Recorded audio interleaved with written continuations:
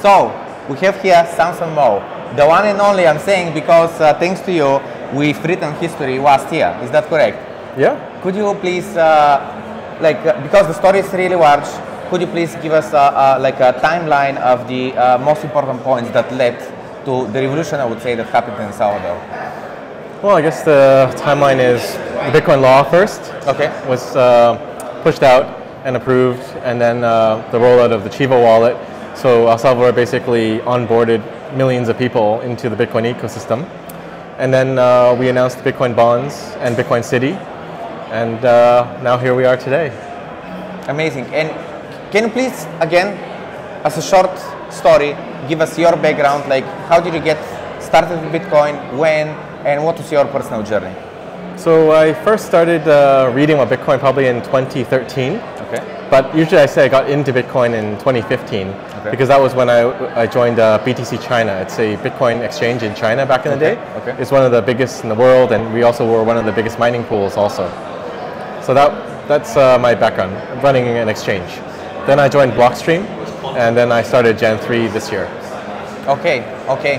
So the curve was like coming from China, doing some work there on Bitcoin, and then I guess just to common acquaintances or something, you got into the El Salvador situation. And actually just on stage, I heard that for the first time. I didn't know that President Bukele actually was a Bitcoiner for a long time, personally, and then when he became mayor, he was a proponent for Bitcoin again, and then when he becomes the president with a majority of the votes, supporting him, he was like, that's it, that's our chance. Yeah, so a lot of people don't know, but he was a Bitcoiner for a long time.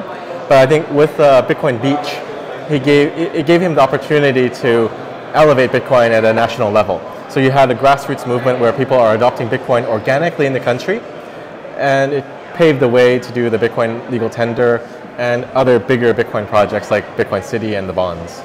Okay, so at this conference, off camera we mentioned that last week we had a conference in Bulgaria about Bitcoin, and the vibe, the topics were not like to the moon, Bitcoin going to X price and so on. It was literally, what is the problem with the current financial system in terms of the debt spiral, and do the math, as Greg Foss likes to say. And then on the other hand, we have Jeff Booth saying, like, if technology constantly makes us more efficient, why do things get more expensive? And then people say, oh, because we need a 2% inflation. But why do we need the 2% inflation? And then on this conference, I really loved how today morning, they mentioned how you always have to have a problem that is being solved and value being created. If there isn't that, people are not going to jump on board of Bitcoin. So in Bulgaria, actually, where we are from, in '96, we had hyperinflation there. We removed 3 zeros of the leva, our currency. Yeah. So 10,000 leva became 10 leva, 20,000, 20 leva, and so on. And to our parents, it's, they do understand how things can happen very quickly. And our neighbors south of us, Turkey, right now they have close to 100% official inflation. So you can imagine what the real one is. So from your perspective, because you have a much more top-down view, can you please tell us, there is this debate or, like different opinions and views on how could eventually in the future Bitcoin, hyper-Bitcoinization happen. How do you see it? Well, I think it's going to happen very quickly when it happens, because normal people are not interested in things like sound money, right?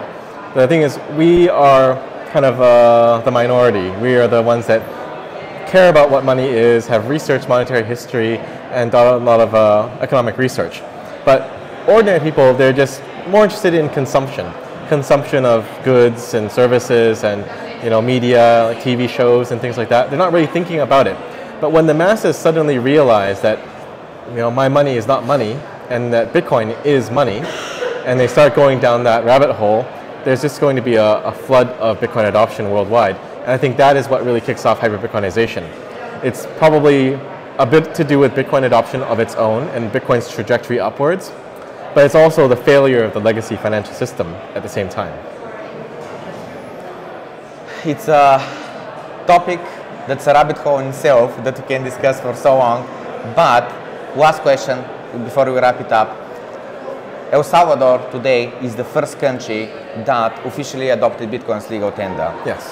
There is, I think, just my guess that a lot of the Bitcoin, the stores, the merchants that accept Bitcoin are in El Salvador today, just because of that legal tender law that passed. So we hear some, speculations or news or developments that happening, for instance, in Madeira.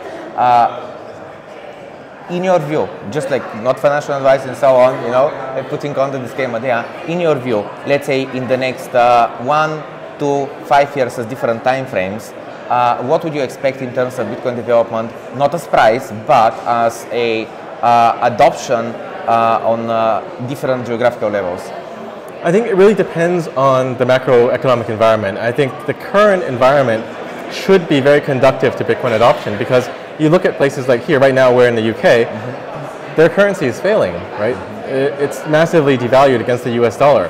I think there should be a realization at all levels, government and the people, that they need Bitcoin.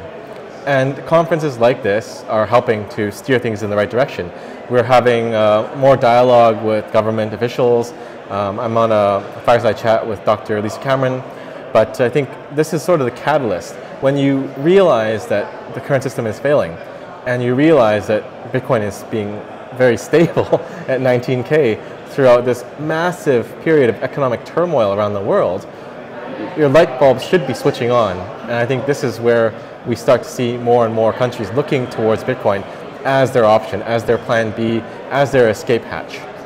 Just earlier today with the Bulgarian delegation, as we call ourselves as a joke, we saw this tweet where it was saying like in the past 5 months, bonds melt down, wars escalate, we have just like a horrible macroeconomic situation, and Bitcoin is just chilling at 19,000. For the 5 months, I was like, no, it's not 5 months, and I checked it. It's actually from beginning of June, and now at the end of this month, it's gonna be 5 months straight, Bitcoin just staying stable. That's actually crazy. I know. That it's able to do that. I know.